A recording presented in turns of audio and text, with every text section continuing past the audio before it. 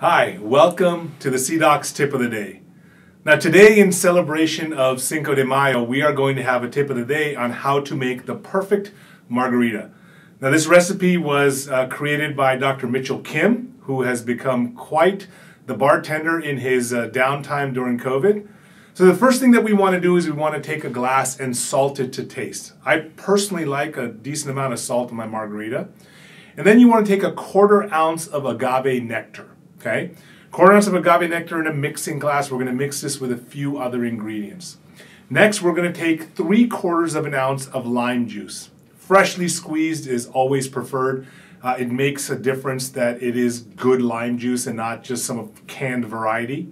And once the lime juice goes in, the next thing we're going to do is take Cointreau. Cointreau is a liquor that is often used in margaritas. We're going to do 3/4 of an ounce of Cointreau. Again, put it in that mixing cup. Now, Mitchell likes Blanco tequila. You can use the tequila of your choice, but Blanco tequila seems to work well. We want to take 2 ounces. Now notice that we're mixing this and we're measuring it appropriately and not just eyeballing it. It does make a difference. So we want 2 ounces of really good Blanco tequila.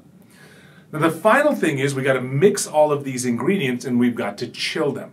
Okay? So use a good quality cube of ice. And what I mean by that is not some ice that's going to break apart. The ice chips are going to now be in your drink. You want to use the ice to chill your drink, not necessarily to dilute it. So 1 cube of ice goes in the mixing glass. Put your lid on top and now shake. Very important that you shake for 12 seconds. Why 12 seconds? Because after 12 seconds, the drink is not getting any cooler.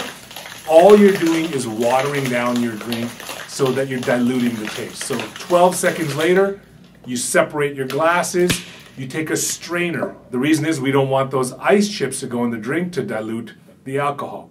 We're going to take a strainer, we're going to pour our drink into that glass that we had salted previously, and once you are strained, enjoy. So I hope you guys have a happy and safe Cinco de Mayo. Look forward to seeing you at a CDOCS workshop in the future where we can talk about margarita drinks amongst other educational endeavors. Take care and we'll see you on the next tip of the day.